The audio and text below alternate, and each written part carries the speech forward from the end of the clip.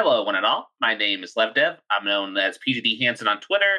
Pretty much LevDev everywhere else other than Commodore LevDev on TikTok. Usually I do a YouTube series where I do like top 10 cards. Sometimes I do thoughts and opinions on kind of like either cards or things that are going on within card game shenanigans. Nevertheless, though, mostly the thing I'm primarily known for now is just mostly evaluating cards when they get spoiled and such on my Twitter thread. I know it's called ads. I call it still Twitter. As you It's a should. that old habits that die hard. Mostly, I just essentially look and I just say, okay, here's this card. Here's where I think it could see play, yada yada, etc., and even try to mention some unique synergies and such to at least keep in mind when playing it. I just realized that I was still muted for my line, so I will record that in post. So LevDev, as you heard, is uniquely qualified for this conversation. In fact, Bloomborough just having come out, we did see that you put out a little guide on that, so that was exciting to see. And if I go back and play more of that sealed environment, I'm definitely going to want to check that out. I actually just saw, I forget who it was. It was one of the very high end drafters from like years and years. He was actually playing Mono Blue Unlimited just earlier today on stream. I would not have thought Mono Blue would have been able to pull it off in limited, but hey, it was we got some really bomb rares, got that flash creature as one of his rares, even got the season, so I mean, you can if you can pull it off, you can pull it off. Oh yeah, that flash creature, the Otter Flash, that's probably one of the best cards of the set, in my opinion. Especially when you're match three against somebody in limited and you didn't see that rare the entire time, so you couldn't play around it, and then you just get blown out as Seth, probably better known as Saffron Olive, found out live on stream when he faced against it. Exactly. I literally had, when I was doing the streamer event, I literally had a situation where mostly I was using that essentially otter, flashed it in, had I think three or two to three other otters, was doing an otter brew deck essentially.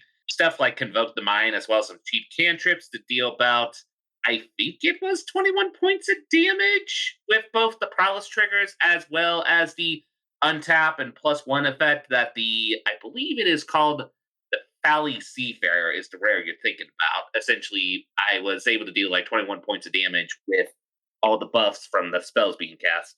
I actually got into Grixis Otters for my pre-release, and it was definitely something. The Otters are really good, especially just because they all seem to care about spell casting, that kind of thing, which I'm really into, and I'm really into Grixis. Wasn't actually my first choice. I actually got the promo for the White Season, which is obviously a very good card as far as I know. Oh, and Season of Burrow. Oh, yeah. Once people realize essentially you can return any non-land permanent, you are going to do some pretty janky shenanigans with that. Yeah, unfortunately, I couldn't play it. You can't make all the cute little bunnies and then just tell someone, hey, I don't like that thing you like. I'm going to remove it and you get a card draw. Okay. Yeah, I think that's probably the first little segue into what we're talking about here is the fact that I had a very powerful card given to me in my kit, and I chose not to play it because I just didn't have enough good white cards. And I think that's probably like the main thing about evaluating cards is like knowing the environment you're in. Because this is something you see, especially in live environments like Twitch, when you see people streaming, particularly in constructed like formats, you see them evaluating a card and not considering all the other cards in the format. When you're looking at a card, do you go to like one format first, or do you try to evaluate it in a vacuum? I mean, to answer the question, this is one where usually with my general reviews, I try to, I don't want to say a vacuum, but I try to get a general assessment of looking at a card and just being like, okay, what does this card do? What's the mana cost? What's its mana value? And just essentially from there, kind of then just be like, okay, considering at least the basic general of what formats are and kind of like their overall kind of like curve, power level, etc., then I just tell essentially people I don't like to do review scores. That's kind of one of the things I changed to when I did my reviews. I'm like, okay, here's this one card. Like we were talking about the Valley Seafarer, I'm like, okay, this is probably going to see standard play. This is going to see a limited play. And then I just list the formats where I think it can see play. And I usually am very cautious when I try to tell people about older formats like Legacy and Vintage, as well as even Modern, because due to the pace of the formats, it's really hard to recommend a 5 mana card. Let me put it like that. But recommending it, like say in limited, standard, sometimes even depending on the pace of the format, especially with a new rotation happening. A variety of variables can accommodate when you have to kind of like review a card and just essentially give it a good understanding to people just what they're getting when they decide to play with the card, essentially. Like there's some cards that, let's be frank, we all know that there are draft, shaft, and sets, and we just have to learn that when we look at a card and be like, okay, this is probably something I'm only going to be playing sealed and limited, but still a good card in sealed and limited. But it's something I'm not going to see play in like constructed 60 card formats.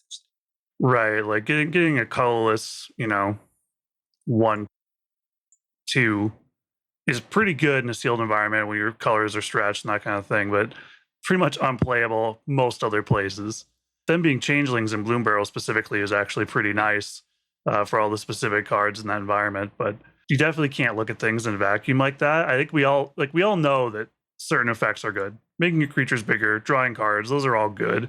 But the rate at which you get them is like a really big important part of that. And it definitely depends on which format you're in to decide if that's any good or not, whether you're in, legacy or in modern, or if you're in standard where you can maybe afford to spend a little bit more mana, a little bit more time setting up those kind of things. The thing I have to think on the matter is evaluating cards in a vacuum is obviously detrimental, but there is the point to be made about making comparisons to cards directly comparable to ones that came before it. There was a Scorch Spitter back in its standard. It was just a little lizard guy that whenever it attacked, you dealt damage to the opponent. There's a new rare. It's like I believe it's a 2 mana 1/2 that has a very similar effect, but for any lizard that attacks. Both of those cards are very Very powerful, cool. potentially. Thank you. Both of those cards could be powerful, and the first one definitely saw a play during its time, and people could think, oh, this card is a better version of the old card that was its highlight of its standard. Could this one just make that deck come back into the current day even better than what it used to be? And it's a coin flip, it feels sometimes, where people will hype a card up like that, and then even though it is on paper better than its previous iteration, it falls on its face. Yeah, and specifically with Hired Call in general, I think it's a solid card for standard. But I think a lot of people are missing the thing that made Hired Call very good was the factor that the peens mean a lot in that specific standard. Like to put it in perspective, there was like the genres. Now I'm forgetting the name of this card, but there was that free drop that was like the Pyro Phoenix, something like that. Where Mm. essentially every time you deal a point of damage to the opponent, it gets a significant buff, which helps you to go with the mid range, kind of like aggro game in general. So you have to consider the context of that. Now, still, I think the card's good because technically, while not good in the general sense of what it was previously before, which is the super hyper aggro deck, it's still a really good like aggro card in general because we have stuff like the crime mechanic within like Outlaws of Thunder Junction that has a lot of additional synergies depending on how you make your brew, essentially where you're that pinning of the opponent now is a lot more relevant since it can trigger a crime of like say a Magda and you get a tap treasure token, for example. Stuff like that, essentially. The standard of yesteryear is definitely like something to keep in mind when you are evaluating cards, like cards that are released now versus cards that were released then. Like obviously they're going to be power creep because the environment is just a lot different and a lot more powerful. But it doesn't mean that the cards then weren't powerful. It doesn't mean the effect wasn't powerful. But like you said, it depends a little bit on what else was in standard at the time. A lot of things are going to be different, especially like when Shieldred leaves. That's going to be a very different standard environment. So that's something you have to keep in mind is that like cards Uh, that are evaluated very highly now because Shieldred is around might be not nearly as good once Shieldred leaves. Actually, to put another example of a card that I would only have played in limited before, but now, due to the way they actually power crept it a little bit, it's actually a lot better now. Is like, for those of you, we're going to rewind just a little bit to the limited format of Zendikar Rising. There was this 4 drop lizard that was like, I'm forgetting the name of it, but it has that landfall trigger where it deals a point of damage.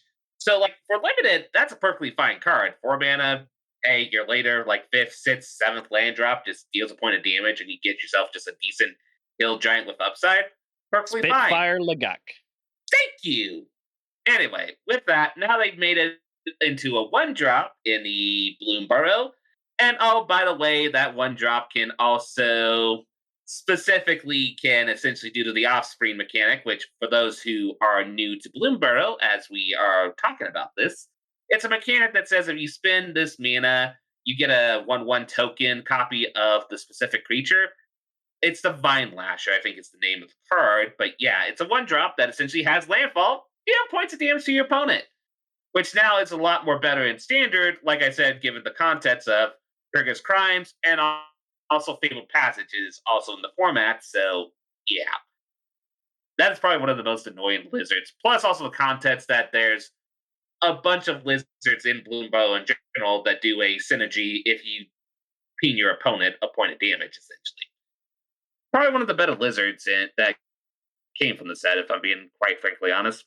It's so good. Just it's a good card in general because of what it does and the curve, but like it's a great example of a card that you would probably consider trash in like you might have noticed we haven't talked about like Commander at all so far, but like Commander, like, oh, this would be kind of trash in the regular landfall deck, especially because it's not in the normal colors of the landfall decks. But in the context of that environment, it's amazing.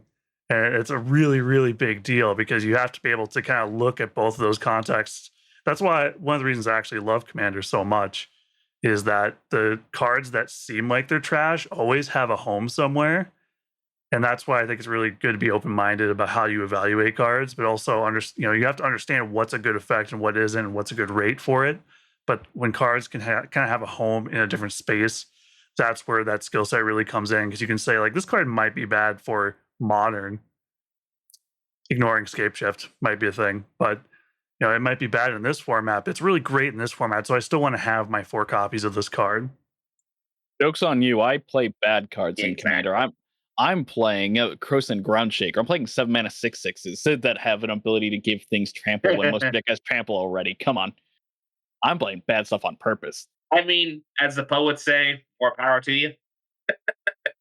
Yeah, I didn't want to jump into the Commander discussion right away simply because you can find niche cases for a ton of cards. You have things that are obviously powerhouses or just efficient in any format. Anything from like Path to Exile, Swords to Plowshares. Sure, they may not see as much play as they did in their formats they were built for originally as much, but you even still see Path in sideboards, and Swords still sees play in Legacy and not Timeless. Is it Timeless is the new one? Timeless, the arena format? Yeah. Yes, that's what I was the thinking. Format's name. I wasn't sure if it was that or if it was Explorer, but that's what Pioneer's called on the platform. Explorer is essentially their Pioneer Light, essentially. It is Explorer is their Pioneer Light format. Historic is their format that's not Timeless, that has a ban list.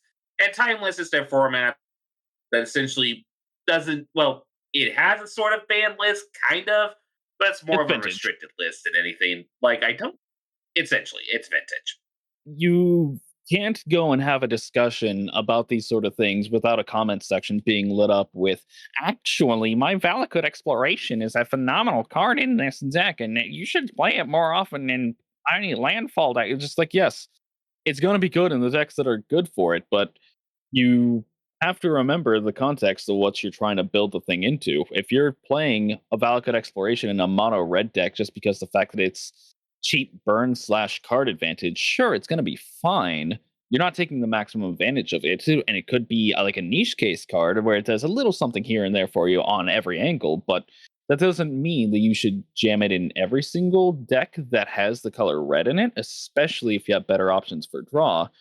So that's why I was scared to get into the Commander discussion at first, because there's always that caveat that needs to be brought up. You really got to be sure, like, hey, it has its homes and it can do okay things other places, but we can't just list out every corner case for why every rare / half the uncommons in a current set is going to be great in X deck, because we'd be here until 2070 when they finally get around to us talking about the 5th set that comes out this year. Don't you mean the 20th? There. Feels like the 20th. Look, I couldn't get my Unladen Swallows. I'm still mad about it. That's the only thing I wanted this year, and I couldn't get it. I actually mainly blame Commander players for bad decks in mostly modern, but you see this in like any format where you can play older cards. Because I think people tend to take the big splashy effects we have access to in like modern and legacy and try to shove it into decks where it doesn't belong, and they try to kind of like build a core around these big splashy effects. And this is something I actually get from Right. Aspiring Spikes streams all the time, is he has to tell people over and over, you shouldn't have to play bad cards to make this card good. Just play good cards. I think that's like a golden rule you should Yeah. probably stick. We all have the moment when we're starting Magic in general where we kind of get biased by an effect and such. Like, tell you my story of where I was kind of biased by an effect, even though I shouldn't have. I was the person that decided to make a modern deck and go to an RCQ with it that was local to our store. This was during the time when Shadows of Innistrad and Zendikar Rising, not Zendikar Rising, the one that was before Zendikar. Oh, for the Gatewatch, Battle for Zendikar. Yeah, that cycle. Mm, You want to guess the 2016-ish. deck I wanted to brew for it? Yeah, around there. I wanted to brew, and I kid you not, it's because I thought these cards were so cool, even though I shouldn't have. I tried to brew a Hedron Alignment slash Triskaidekaphile deck. Wait, at Triskaidekaphobia and that at the same time? Yes. Oh my god. That's because, and it's because the same effect as we were talking about. It's because I saw these cards, I thought they were legit cool, and I was like, okay, let's see if I can try to make this work. And I'll be frank, there is a room for it having the fun with the jank brew and such. But context, we should take this to a F&M. I should have not taken this to a modern RCQ unless I was intentionally trolling for like I don't know, for the PR, I guess.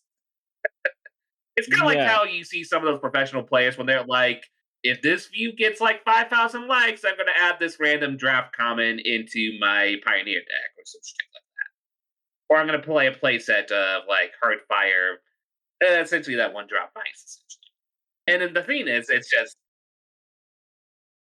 I had a similar thing. I did go to an F&M with this deck, but it was like a time frame very close to what you were talking about. But mine was during the Hour of Devastation time frame. I was enamored with Jund -1/-1 counters, and I tried so hard to make that work. I wasn't very good at deck building at the time, to be fair, but I really wanted to make a creation of mine work in standard, and I got through one match against somebody who was playing Emerge with the flash creatures that tap your stuff down. I'm like, okay, I'm done. But I did get my F&M promo of you got the I did get the F&M promo at the time, which is a full art. I forget the name of the cat, but it was a 2 mana 1/1 double striker with Eternalize for 5. I still play it.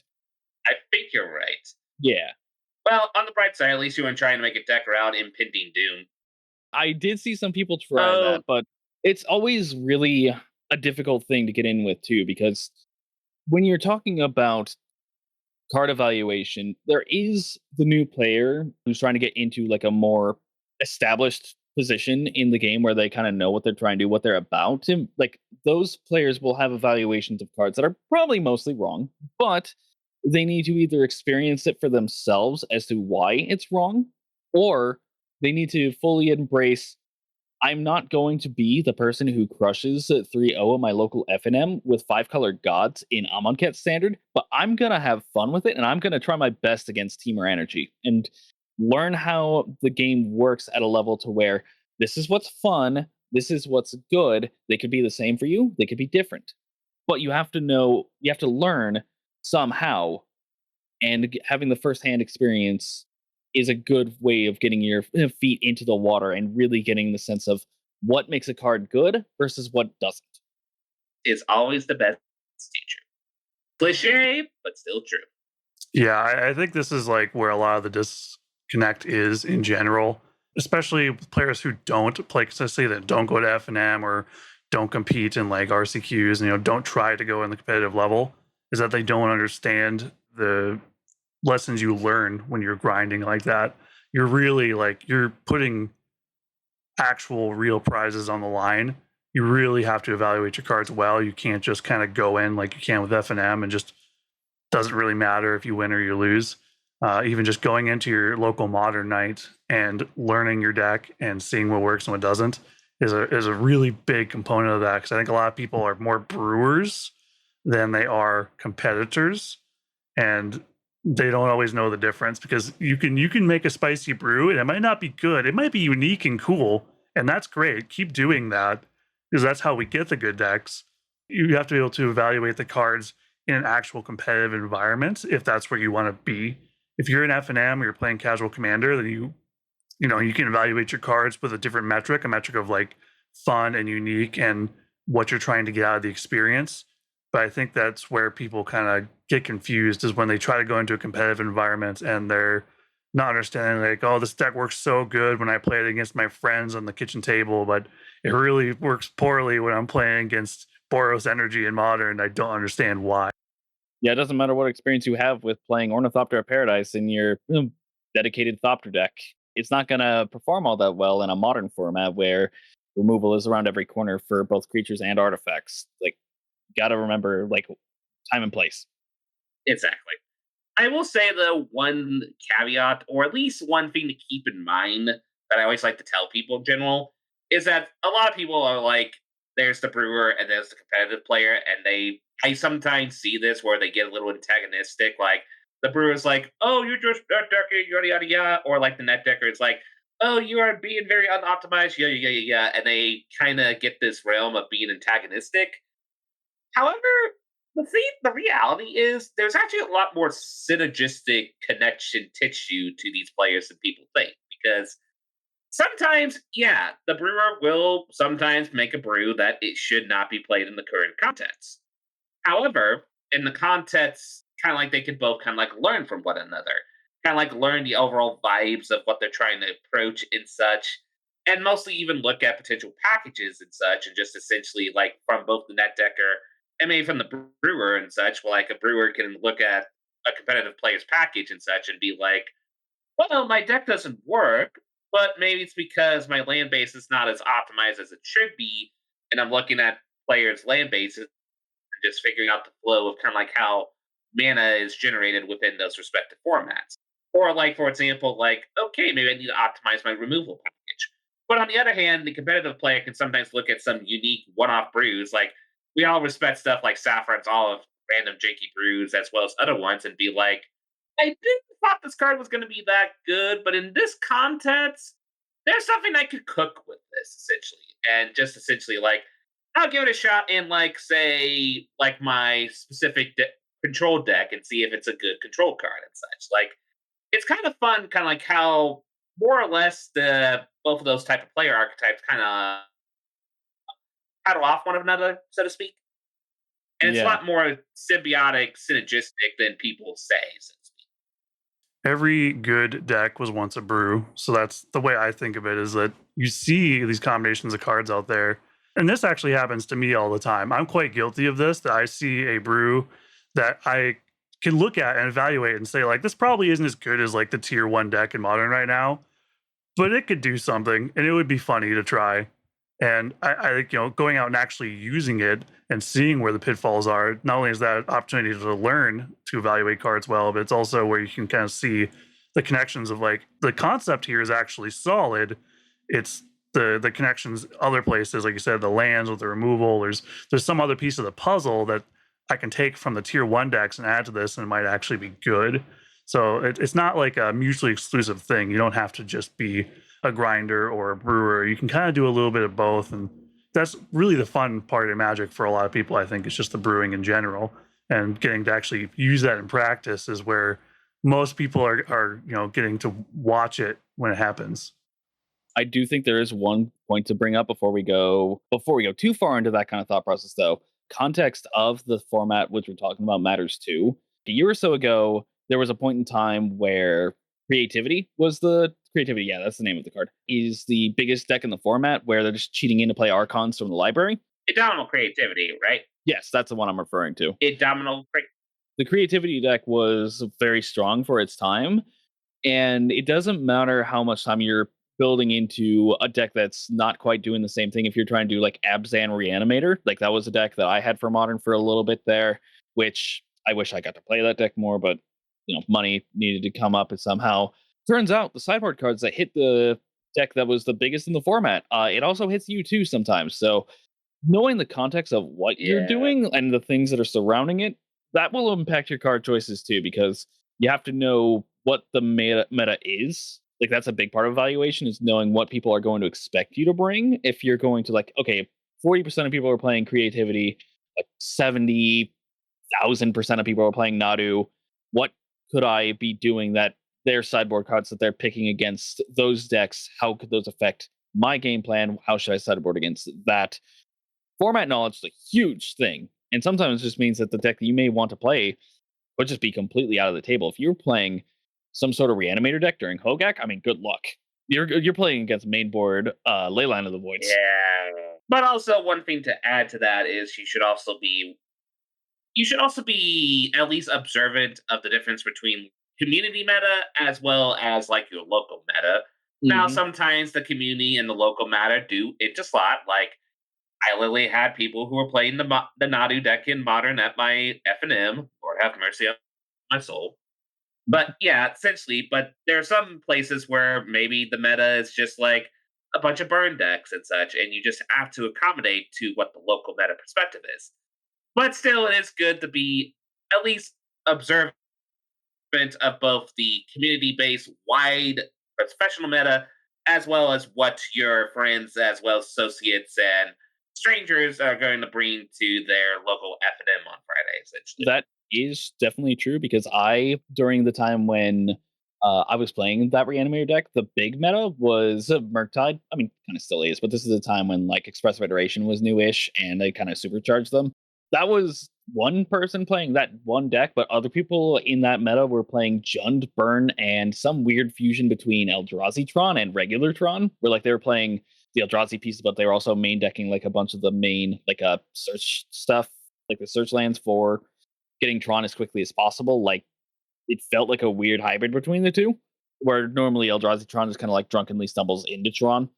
That's the kind of environment that I had to play around in, where like 40% of the meta was not a singular is it deck. It was like one guy playing that one deck.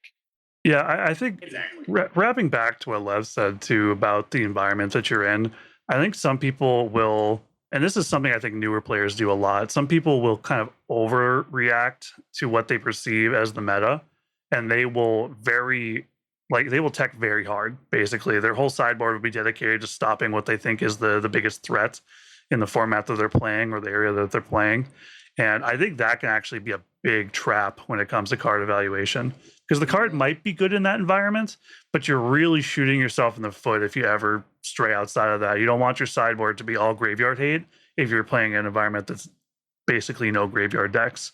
I see this far too often. In fact, most of the sideboards I see when I want to like copy people's sideboards because I'm too lazy to do it myself.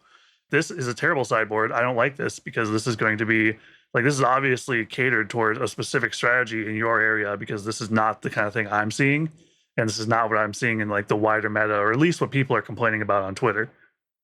Okay, so you're referring to like local metas impacting people's sideboard choices and not what I was thinking when I was playing early on, where I don't think I've ever been so mad in my life playing a card game as I did when I was playing against blue white approach in Hours of Devastation standard. I was so over that deck that I was out there not only thinking about how I could fill a sideboard with ways to beat it, but just filling a main deck with like, if you're playing blue white to control, you are going to lose 900,999 games out of a million against me.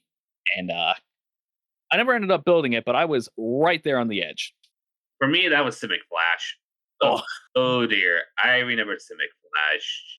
That standard, that was my salty summer of standard. Simic Flash was my arch nemesis, and I tried to tech against it so hard. When the poetic irony of it was that I didn't go against it a majority of the time, and I mostly had the weird tech cards where I'm like, "Oh, I'm going against this person's burn deck," and I look at my sideboard and I'm like, "Well, I'm dead."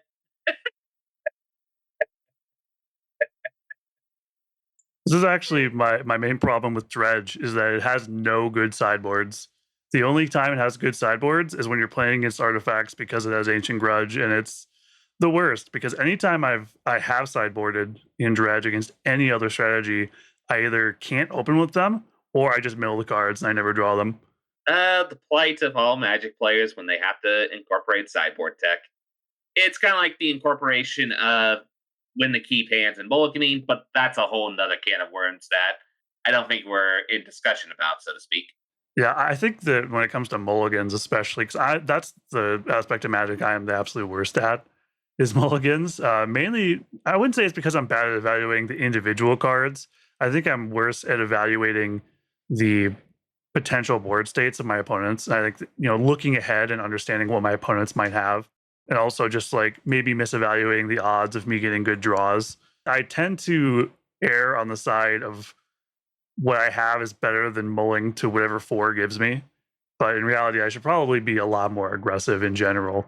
It goes kind of beyond the actual cards when you're evaluating in that case. But I think also if you're playing in a deck that has tools that will get you to the board stage you want to be in, you can afford to be a little bit more aggressive when you're doing that. So in that case, it's more of a deck building decision than actually evaluating cards on their own.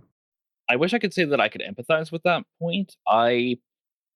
Yes, for me, it's just a matter of, do I have lands? Do I have a thing that progresses my game plan? And do I have a removal spell? Okay, I'm happy with this opener, and I don't really think too much further than that.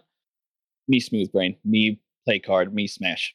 I say that, and yet I feel as though some of my weakest points with card evaluation actually is building outside of my normal repertoire. I very much enjoy strange builds, strange brews where I'm not necessarily doing the same thing that other people are doing. And that involves like very dirtily play patterns for me myself. I play some very time intensive turns on occasion, and that's me doing stuff like Orzhov Spellslinger. Like I'm doing weird stuff out here. And when I do stuff that's on the opposite end of dirtily, if I'm building my most recent problem deck that's given me a lot of issues, big green Gruul Stompy, I evaluate the cards way differently than I think that I probably should. My deck plays not nearly as well as I would have wanted something like that to come out of, but I'm evaluating it from a very, I don't want to say I'm a control player by any stretch. I enjoy my value. I like doing intricate interactions between multiple pieces, and just having a singular thing played out, being completely tapped out with no protection, and just going, this is a 12/12 hasty Elder Gargaroth, and I'm going to smash you with it as soon as possible and not worry about interacting or protecting or just anything. I'm just here to punch you in the face. I was pretty bad at evaluating what cards I should have put in that deck when I was first going through it, and I had to go and have an entire paradigm shift. And I imagine both of you have had instances where you're like, oh, the way I normally build a deck or the way I normally view individual pieces I should put in a deck, it doesn't work here, and I need to go and completely retool how I'm thinking about all of this. Yeah, I think one of the other faults that I think some players get, and it's the go to one of our points. I think one of the also things is we have to think about the context of not only that, but also sometimes during preview season when cards get super hyped and we see something that's shiny that we think it's a cool new tool for our deck, and we're like, oh my gosh, that's going to be perfect for this, without like essentially thinking that we never, all of our content creators and such are going to try to hype up cards because it's fun to hype out cards. It's fun to be like, okay, let's think of all the best circumstances, all the good little corner cases and such. When in reality, we do also have to keep in mind the potential costs of adding something new. As I say to people when playing limited and such in any format, is don't get distracted by your shiny, which means, as Wayneright had mentioned, Season of the Burrow, great card. But you have to be not so distracted by that and look at your pool and such and be like, I can't play this now. I can play this later when I want to throw it into maybe a commander deck or maybe even throw it in a random standard deck, but not now, not the right time. And that's kind of like the thing with preview season in general. Like, it's good to think of the best cases. It'll be fun when you play the card inevitably in what format you want to play it in, but also try to keep a level head when you're trying to put cards into decks and not. I mean, sure, first week of standard or first week of your constructed format, have fun and experiment, but also remember that sometimes if something doesn't work, you might need to do a little bit more tinkering. And sometimes it might be even cutting a card out. Yeah, I'm really grateful for other content creators for this reason, because you can actually like look at the prices, like the pre-order prices on cards, kind of track the hype. Obviously, you might know the card yourself and be hyped yourself, but you can kind of track that just by price alone. And that's why I really like to wait till after like Aspiring Spike and Mengu and all like the modern players, or if I watch other people playing limited on Arena, I like watching them play with new cards instead of me because I'm not good at evaluating them like right outside of the actual play environment. I really enjoy that. I think that that's like a great resource in general for people that want to evaluate these cards but are getting caught up in the hype. Is like go watch somebody who's actually played with it. Like if you can't play with it yourself or you don't want to buy a play set at the pre-order prices, just go watch Aspiring Spike do it, or go watch Mango do it, or go watch Maki do it. Just somebody whose job it is to go play with these cards and to test them out for you. Really grateful for those people just in general. It's really, really tough when the cards are being hyped up and you're seeing like magical Christmas land situation. Like you don't want to be caught up in that, and you buy your play set and Mengu finance, you just like buy high, never sell, and then the cards just collect dust in your binder. There's another angle of evaluation that needs to be factored in with all this too. When you talk about Commander, we have to because it's the most popular format. There's also everything that he's talking about with the shinies with LevDev. You can be distracted by them in some pretty bad ways for that format because we're talking about Maha, for example, in that kind of context. You can go and immediately go and grab we're going to your talk knight about of Maha. we're going there. We go and grab your Knights of Souls Betrayal. Go and grab your Pestilence. But if you really want people to hate you, you can just go call them names. It would be a lot faster and cost you less money. It's hard because we all did it once. We all had the one brew where we want to make the really scary optimized brew or like the Terror Grid and such, and then we realize, oh wait, I can only play with this deck like once in a blue moon because if I try to play this against strangers, they don't want to play against me anymore. You just reminded me of my own mistake that I did with that. Your respected group of friends. I built a deck. You did a Terror Grid brew. No, not a Terror Grid. It's worse. I did Melek, is it Paragon? If you cast a spell off the top of your library, you get to dual cast it.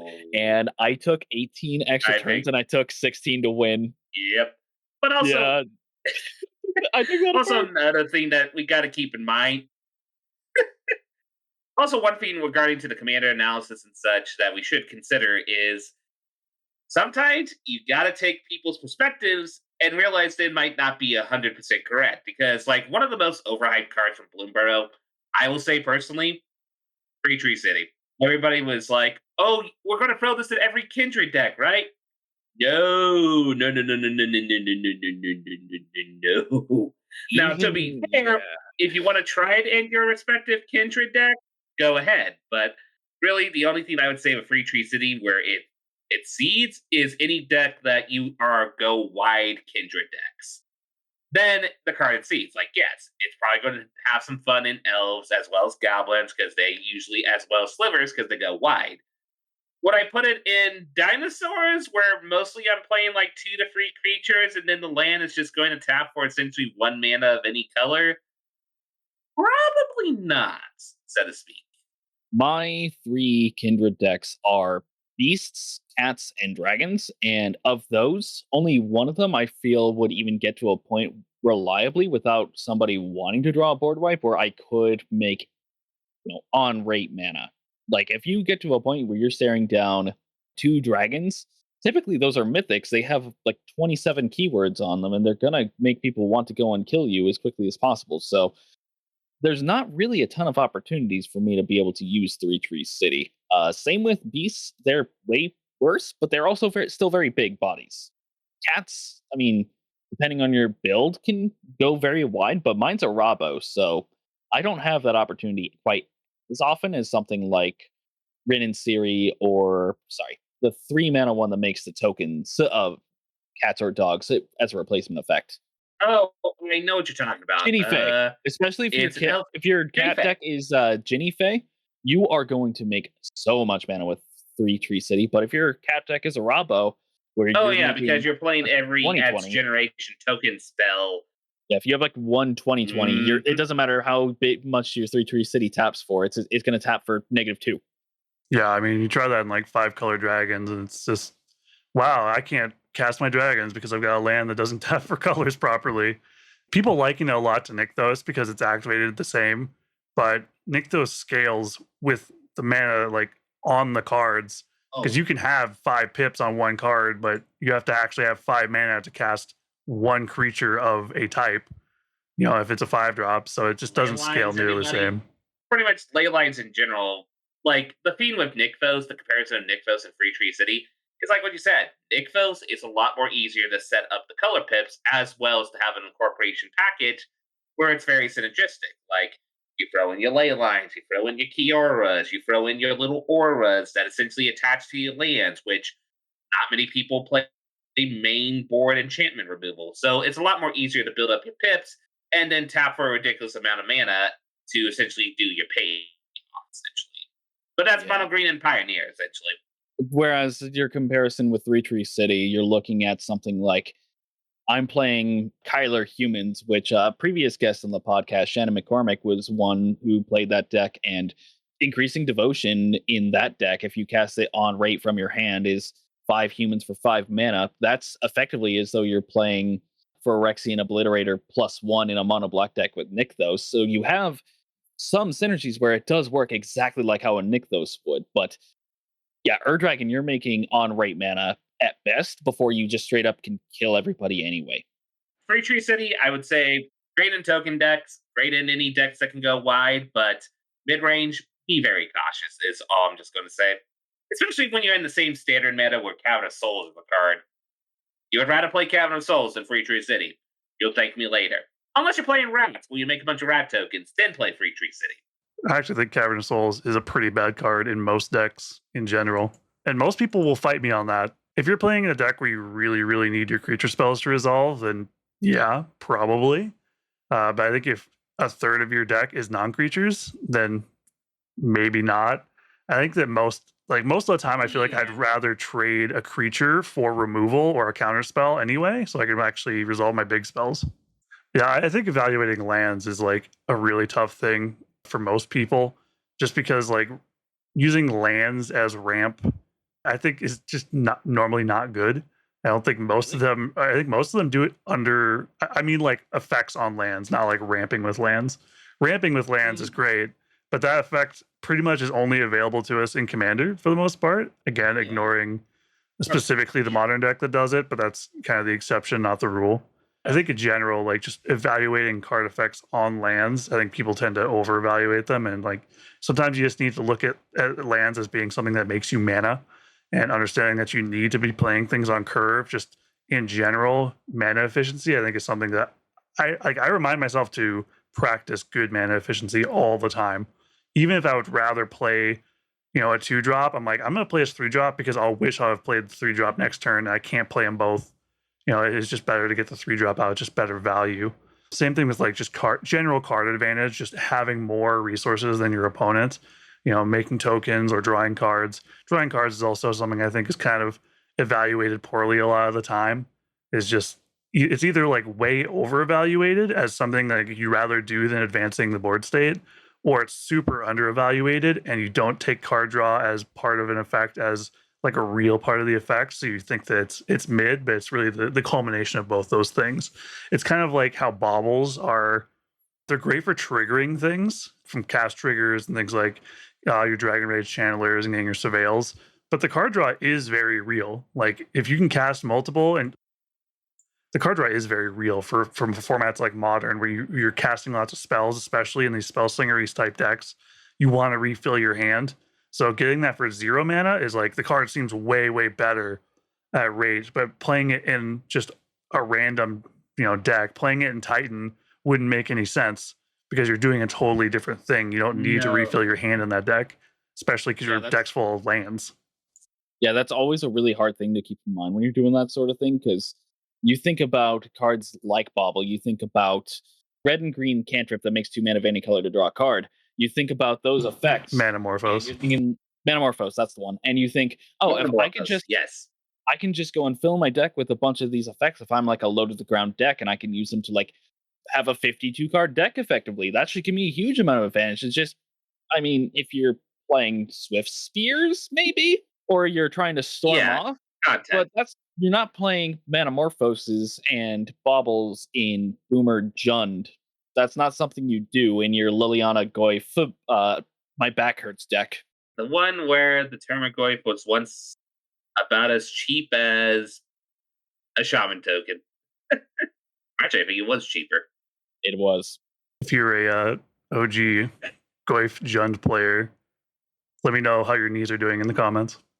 No, I think actually the card went up to $30 now since everybody is trying to bleed with Termagoyfs as their tokens due to that new commander that came out from Modern Horizons Free. Issa, I think the name is. I believe so. Hilarious circumstance for the Goyf, where previously the only time it saw any play was in Veryl's the Scar Striped, I believe is the name. Yeah, Veryl's the Scar Striped. It's 2 mana, get like 7 +1/+1 counters on my Veryls. Let's go.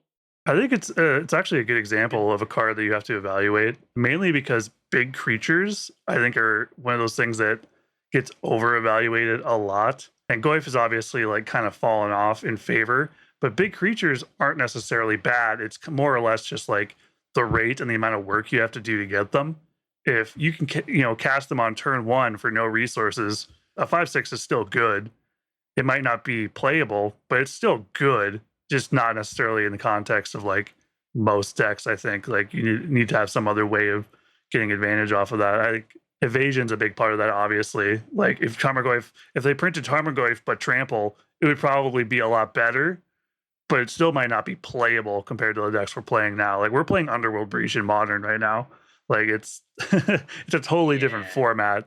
But that doesn't mean that Tarmogoyf's like bad as a whole. It's a good card. Just it doesn't help that you're in a format where Fatal pushes a card, and there's been the most efficient early game removal that we have seen do the power creep in quite a while. I mean, for Pete's sakes, we literally have a burn spell that literally you can just store some energy if you don't need to just pin a 1/1 to then now deal 5 damage later, essentially with the second iteration. Or just a 1 mana kill anything spell in red, because I still hate dealing with Unholy Heat. Also, one other misevaluation that I do think people have, and this is like the common one that people will always point up, but it's always good to bring up the fact that people think fetch lands are good for like making your deck smaller and such, and that helps quote unquote better your draws. When really that is not the way you should look at fetch lands. You should really just look at it as a way for fixing in general. They're great, but don't try to think of it as making your deck smaller and such. Believe me, I've had instances where that really, like, I knew the exact math of how my draw was going to look, and it made me mad even knowing the math, because I had played a game where I had ramped, and I had gotten a situation where I played the same Wooded Foothills like 6 times in that game.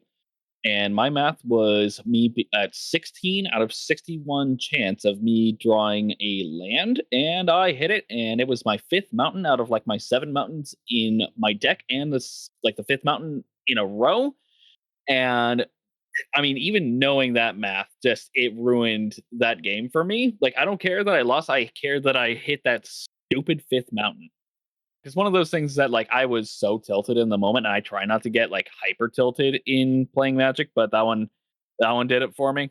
But looking back at it now, it's just like, well, first off, I needed to go put more non-basic lands in that deck, because I'm a basic land believer. But like, we're talking 16 out of 38 lands are basics, not 30. Yeah, it was a first draft brew, so it had 30 basics in there. I had out of 38 lands. So yeah, it's closer to like 16 to 8, like 16 to 20 basics, somewhere like that. Deck thing, definitely area where people tend to think it matters more than it does. It definitely does scale with deck size. Like a commander, 99% of people will not play enough commander games where the math would ever matter. And even in modern, like even in 60 card, it doesn't matter. Like you have to get down to like 40 card decks to where that would ever make a difference. And that's actually more of a thing in Yu-Gi-Oh! And Yu-Gi-Oh! Deck thinning is actually more of a big deal, but they have a completely different game. You know, their whole thing is searching. Every single card searches something else out from the deck. Like you're more at risk of decking out than you are of anything else. That's why the games go so much faster, because they have to be more powerful to accommodate this smaller deck size. But in modern, like it almost will never matter. The percentage points are minuscule.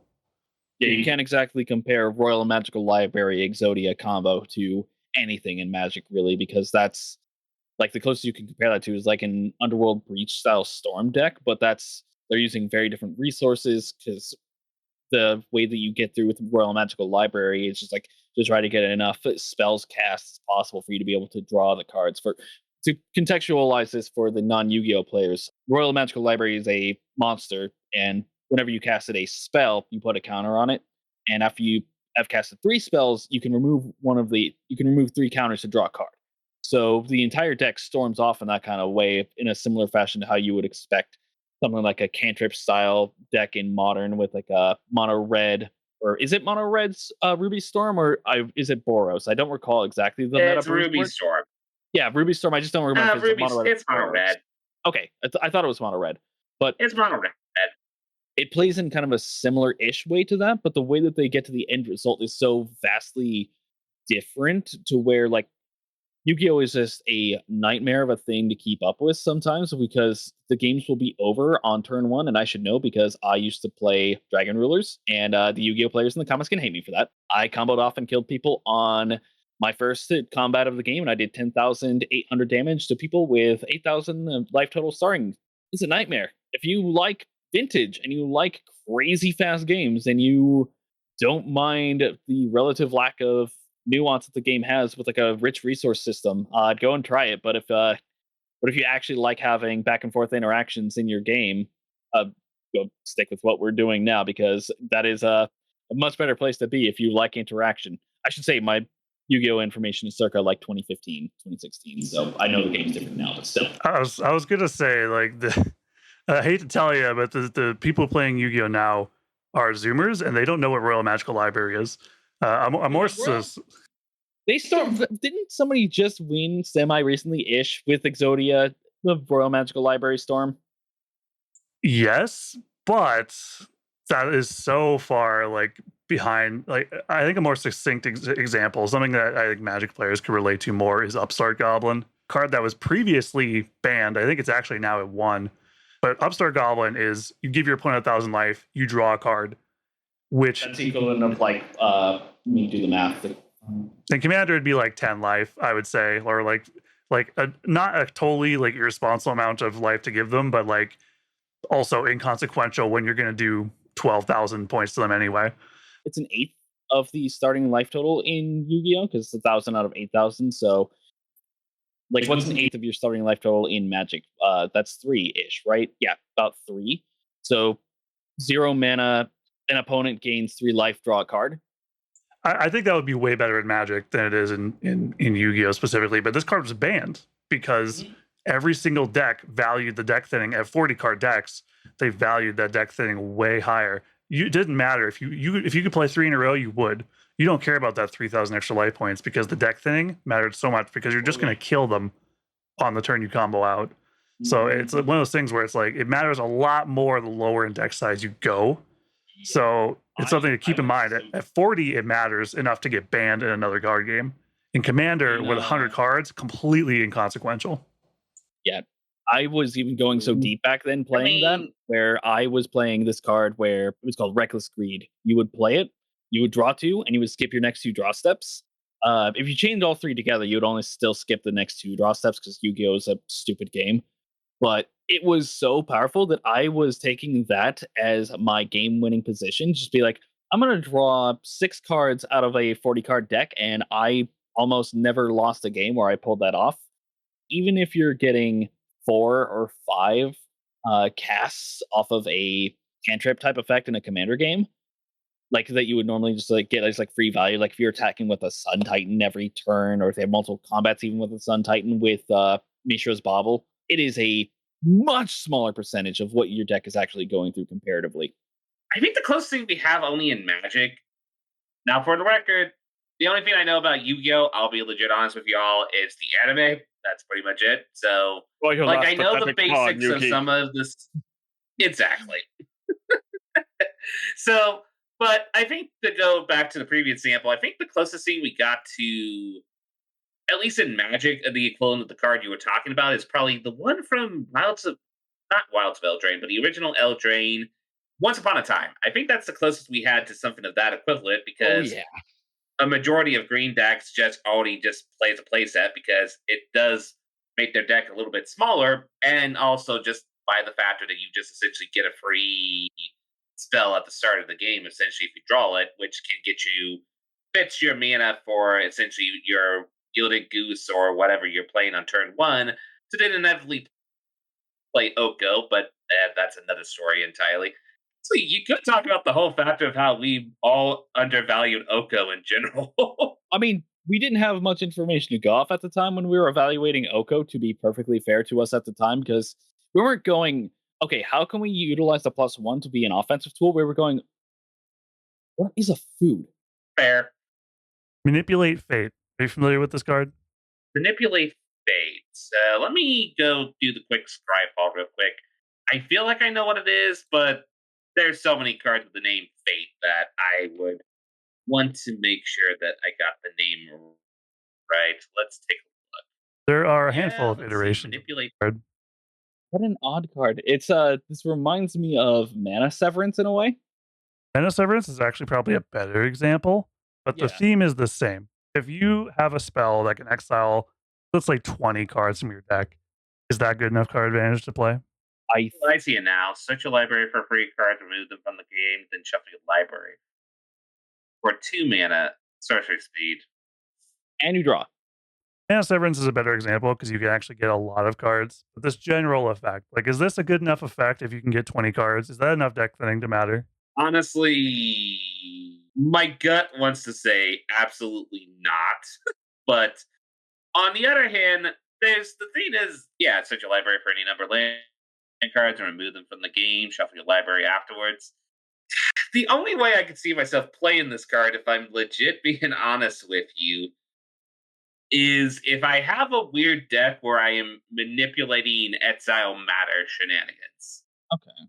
Besides that, I would say no. I can tell you of the deck that actually caused the card to go from bulk bin to like $20 at one point in time to now it's currently like a $4 card. But there is a deck that did play it in very competitive. I don't know if full CDH was the threshold for it, but it was definitely in a competitive crew of the deck. It was the second iteration of Joyra, the Weatherlight Captain, where whenever you cast a historic spell, you draw a card.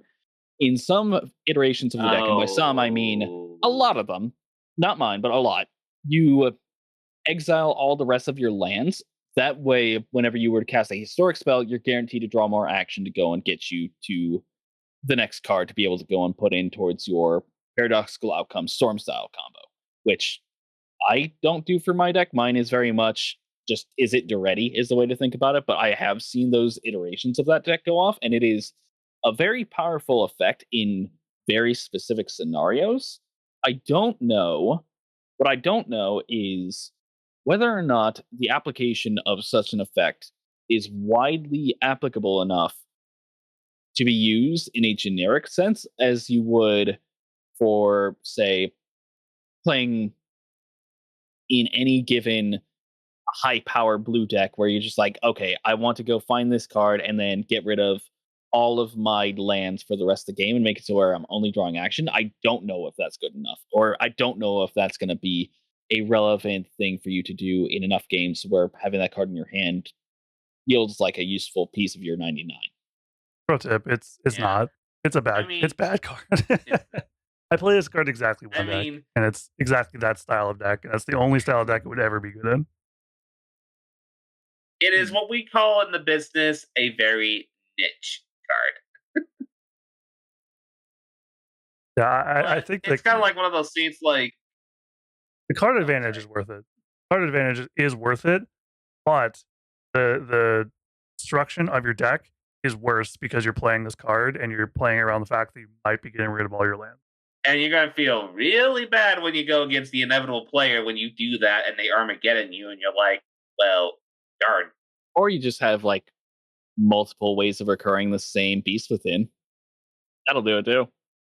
Like most people aren't playing Armageddon in a casual sense, but hey, you have enough ways of blinking your Eternal Witness into getting back your beast withins or your generous gifts, or as I like to call it, surprise elephants. You're gonna have a bad time against that. Or if the game goes long enough, your inevitable Terastodons. Sure, have free elephant tokens. I used to play Grastodon in a deck where I would make multiple copies of it, and people had no lands. They definitely did not have lands. Died elephants though. They had a lot of elephants. I guess you could say the board state was truncated. If you would like to see the deck that I play Mana Severance in, you can find it on my Mox Field, which you can go find after you subscribe to the channel and check out the description for LevDev's information where you can follow him on X and anywhere else that his link leads to. Oh, you call X unironically. Come on, bro. I'm doing it mostly because it helps with the algorithm. X, formerly known as Twitter, formerly known as Hellscape. All I know is that you're reaching for peanuts at this point. Much like every creature in the last set, I do be reaching. I'm just trying to think of a clever elephant pun, and I can't think one on the moment. I'll be sure to remember everything about that so I can think about one later. He never forgets. Never forget. All right. Well, thank you so much, LevDev, for joining us. We are going to wrap this one up. You've been a great guest. I really appreciate your opinions, and we're going to continue to watch your content as it comes out. And if anybody else wants to, that will be in the show notes or in the description, depending on which platform you're on. If you're on YouTube, make sure you subscribe, and have a good one.